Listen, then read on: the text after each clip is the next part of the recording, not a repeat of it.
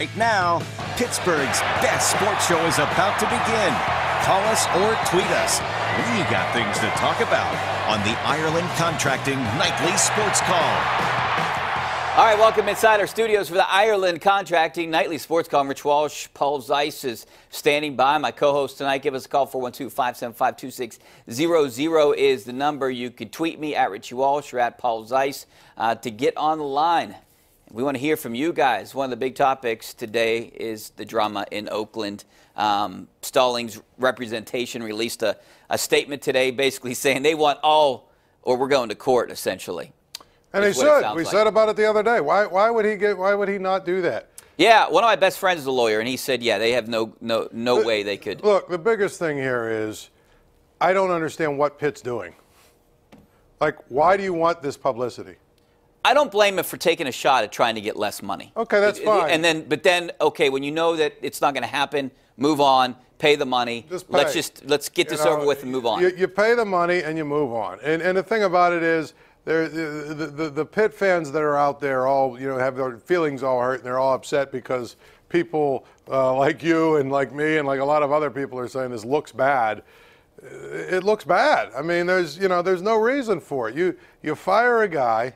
You have a contract, just pay him and move on. The longer that you drag it out, the longer this whole thing drags out. It's ridiculous. You know, I liked what you said on Twitter earlier today and also what you said on your radio show, just talking about it's a bad look, but also for the next coach that's coming in. What's he getting into? I mean, he doesn't know. Is this going to happen again if he gets fired after 2 years and winless in the conference and they don't want to pay him his buyout? Yeah, I mean, that's just it. You don't want to get – I mean, to me – it was a very expensive mistake. Yeah. Kevin Stallings, the entire era, And sometimes you make a really expensive mistake. Move on. I would want to get this episode behind me. Now it's probably going to drag out in court. Then there'll be a settlement 2 years from now. You know what I mean? Like something like that. I mean, like I said tonight on my radio show, it'll be like the team will be getting ready to go to the NCAA tournament 3 years from now for the first time in a long time. And the day before it'll break that this settlement happened and people will be talking about Kevin Stallings. Just get it out of the way and move forward. People blame Scott Barnes, okay? And that's true. It was his doing in some ways. Yeah. But there's a whole lot of people over there that had to sign off on it that are still over there. Like the chancellor. Like the chancellor, there's a legal team over there. Yeah. There's a team, I'm sure, that reads contracts and whatnot. There's probably a board of trustees or something that had to approve of the contract. There's a lot of people over there that had to say yes for this contract to happen.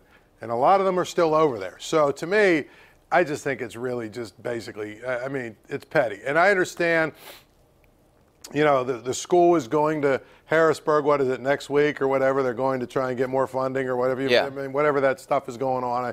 I read somebody who actually wrote a story, I think it was in the Tribune Review actually, about how, it was an editorial about how ridiculous it is. They're going to pay $9 million to a coach and they can barely afford it and they're not getting more money from the state and all this other stuff. So there could be some of this just sort of posturing going along to prove that, hey, we're trying to protect your money, or we're trying to protect the money and get as much money as we can from the state. It's a bad look. Just get rid of it. Yeah, but we're going to talk about it today, but then it's basically over with. It's a buyout. It's between those two. Stallings is gone. That's the most important thing. And then they're moving on to a potential, a replacement at some point. And I was told today Danny Hurley is the number one guy that they want. He's on the top of the list, and everyone else is a distant second. But, that doesn't mean that, A, he's going to be offered the job, or B, that he would even come here and accept it. So the fact that this is who the administration wants. He won't get offered the job unless he accepts it.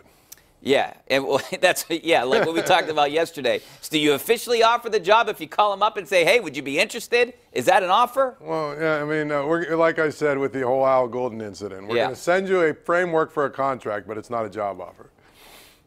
Well, I think there's some interesting names out there, and I think when you hear some more job openings, that Hurley's name's going to come up in just about every one of them, and I just don't see.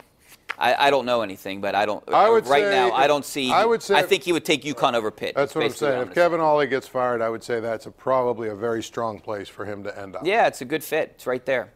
All right. We'll be taking your phone calls on the Pitt subject if you want to talk about, or like I addressed a little bit earlier, Mike Mitchell. He will be soon cut by the Steelers. Who's going to be his replacement? Where do they go from here? Your thoughts on Mitchell, 412-575-2600 is the number, or you can send us a tweet back in 2 minutes.